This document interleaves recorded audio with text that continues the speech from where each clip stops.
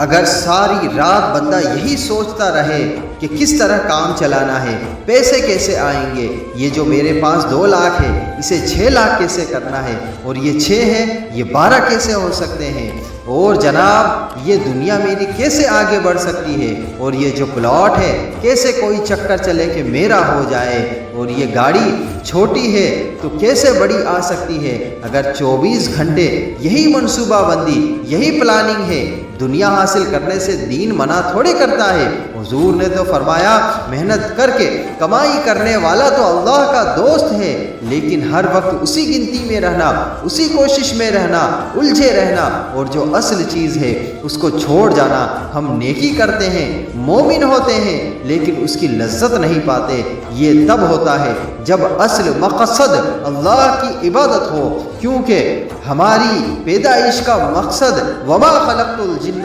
والانس الا لیعبدون، جن اور انسان کو اللہ تعالیٰ نے اپنی عبادت کے لیے پیدا کیا۔ اگر ہم اس مقصد کو آگے رکھیں گے تو ہمیں دنیا میں بھی سکون ملے گا اور آخرت میں بھی تو کامیابی ملنی ہی ہے، اور دنیا میں نیکی کی لذت بھی ملے گی۔